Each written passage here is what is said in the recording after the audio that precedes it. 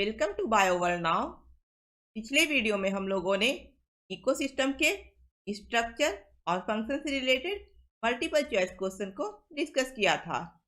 इस वीडियो में हम लोग इकोसिस्टम के प्रोडक्टिविटी से रिलेटेड मल्टीपल चॉइस क्वेश्चन को डिस्कस करेंगे। इकोसिस्टम एमसीक्यू सीरीज का क्वेश्चन नंबर 17 है। The amount of organic matter produced by plants per unit area over a time period during photosynthesis is known as। Photosynthesis के समय एक time period में per unit area में plants के द्वारा कितना ऑर्गेनिक मैटर प्रोड्यूस किया जाता है उसे क्या कहा जाता है। Option A net production, option B primary production, option C secondary production, option D cross production. Correct answer है option B primary production.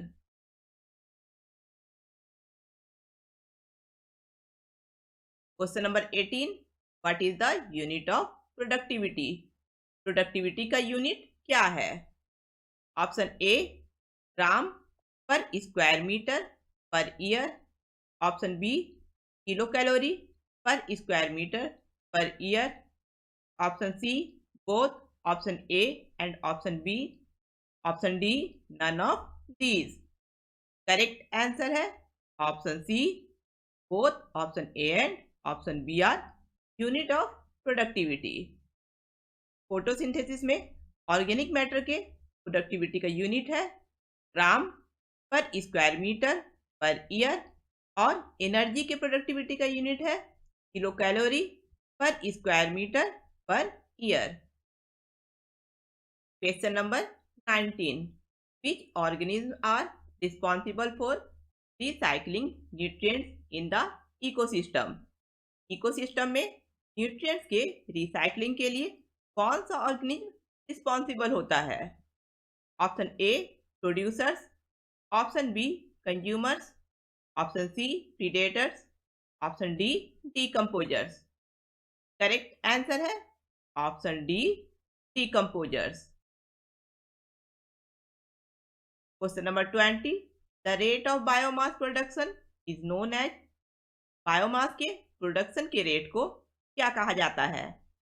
Option A primary productivity, option B productivity, option C net productivity, option D decomposition. Correct answer है option B productivity.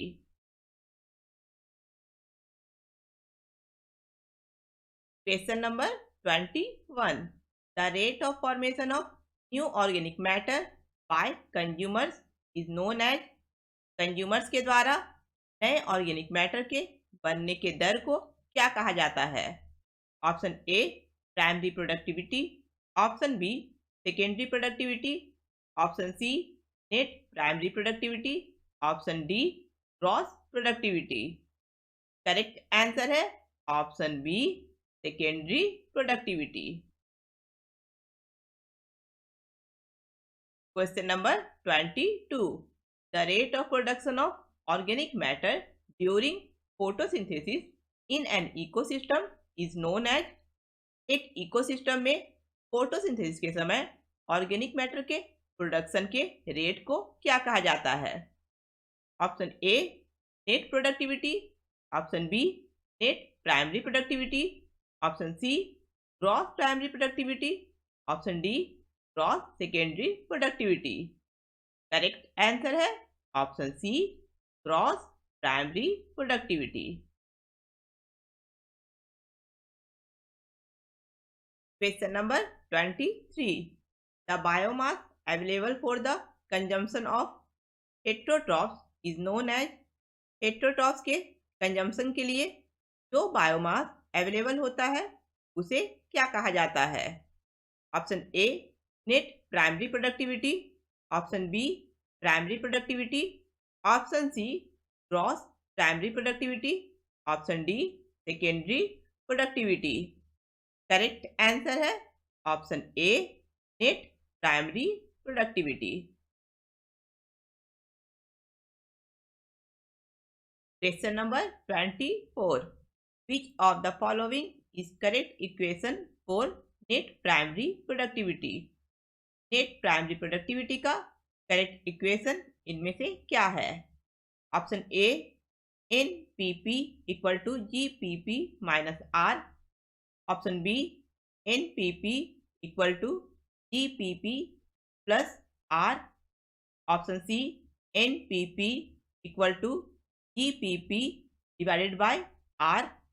Option D, NPP equal to GPP multiply by R. Correct answer है option A. Net primary productivity equal to gross primary productivity minus respiratory loss. Question number 25. Which method is commonly used to measure primary productivity in aquatic ecosystem? Aquatic ecosystem में primary productivity को measure करने के लिए किस method का use किया जाता है? Option A, chlorophyll content estimation. Option B, carbon dioxide content measurement. Option C, light dark bottle method. Option D, biomass measurement. Correct answer है ऑप्शन सी. एक्वेटिक इकोसिस्टम में प्राइमरी प्रोडक्टिविटी को measure करने के लिए light dark bottle method का use किया जाता है. Question number 26. Which of the following has the highest value in a grassland ecosystem? Grassland ecosystem में इनमें से किसका वैल्यू सबसे अधिक होता है? Option A, primary productivity. Option B, secondary productivity. Option C, gross primary productivity. Option D, net productivity. Correct answer है option C, gross primary productivity. Question number 27. In the equation GPP minus R equal to NPP, R represent इस equation में capital R क्या represent कर रहा है? Option A, respiratory loss. Option B, respiratory rate. Option C, respiratory quiescence. Option D, rate of photosynthesis. Correct answer है option A, respiratory loss. Respiration के समय कितना एनर्जी लॉस होता है उसे रेस्पिरेटरी लॉस कहा जाता है और इस इक्वेशन में कैपिटल आर रेस्पिरेटरी लॉस को रिप्रेजेंट कर रहा है. Question number 28. Secondary productivity is the rate of formation of new organic matter by option A, producer. Option B, consumer. Option C, decomposer. Option D, all of these. Correct answer है option B, consumer. Consumer यानी herbivores और carnivores के द्वारा नए organic matter के बनने के दर को सेकेंडरी प्रोडक्टिविटी कहा जाता है. Question number 29. Which of the following ecosystem has the highest gross primary productivity in aquatic ecosystem? Aquatic ecosystem में किस इकोसिस्टम का ग्रॉस प्राइमरी प्रोडक्टिविटी सबसे अधिक होता है? Option A, ocean. Option B, lakes. Option C, wetland. Option D, coral reefs. Correct answer है option D, coral reefs ecosystem का ग्रॉस प्राइमरी प्रोडक्टिविटी सभी एक्वेटिक इकोसिस्टम में सबसे अधिक होता है. Question number 30. What is the annual net primary productivity of the whole biosphere? पूरे biosphere का सालाना नेट प्राइमरी प्रोडक्टिविटी कितना है? Option A, 7 billion tons of organic matters. Option B, 70 billion tons of organic matters. Option C, 100 billion tons of organic matters. Option D, 170 billion tons of organic matters. Correct answer है option D, 170 billion tons of organic matters. Question number 31. The rate of formation of new organic matter by lion is called. Lion के द्वारा नए organic matter के बनने के दर को क्या कहा जाता है? Option A primary productivity, option B secondary productivity, option C gross primary productivity, option D net primary productivity. Correct answer है option B secondary productivity. Lion एक कंज्यूमर है, इसलिए लायन के द्वारा नए ऑर्गेनिक मैटर के बनने के दर को सेकेंडरी प्रोडक्टिविटी कहा जाता है। Question number 32. In ecology GPP stands for option A green productivity, option B gross plant productivity, option C gross primary productivity, option D gross protein productivity. Correct answer है option C GPP stand for gross primary productivity. Question number 33. Which of the following ecosystem has highest net primary productivity? किस इकोसिस्टम का net primary productivity सबसे अधिक होता है? Option A temperate forest, option B tropical savanna, option C tropical deciduous forest, option D tropical rain forest.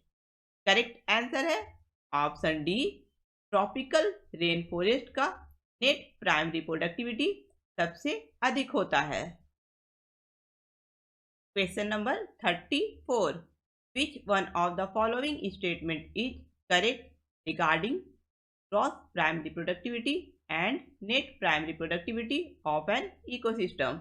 एक ecosystem के gross primary productivity और नेट प्राइमरी प्रोडक्टिविटी के बारे में नीचे दिए हुए स्टेटमेंट में कौन सा स्टेटमेंट सही है? Option A gross primary productivity is always less than net primary productivity. Gross primary productivity net primary productivity से हमेशा कम होता है। ये स्टेटमेंट गलत है। Option B gross primary productivity is always more than net primary productivity. Gross primary productivity net primary productivity से हमेशा अधिक होता है। ये स्टेटमेंट सही है। Option C gross primary productivity is equal to the net primary productivity. Gross primary productivity net primary productivity के बराबर होता है। ये स्टेटमेंट गलत है। Option D there is no relation between gross primary productivity and net primary productivity. Gross primary productivity और net primary productivity के बीच में कोई रिलेशन नहीं है। ये स्टेटमेंट भी गलत है क्योंकि ऑप्शन बी का स्टेटमेंट सही है। इसलिए करेक्ट आंसर है option B gross primary productivity is always more than net primary productivity. Next video में हम लोग इकोसिस्टम के डिकम्पोजिशन से रिलेटेड मल्टीपल चॉइस क्वेश्चन को डिस्कस करेंगे। अगर आप लोगों को ये वीडियो पसंद आया है तो इसे लाइक करें, अपने फ्रेंड्स के साथ इस वीडियो को शेयर करें और मेरे चैनल को सब्सक्राइब करें।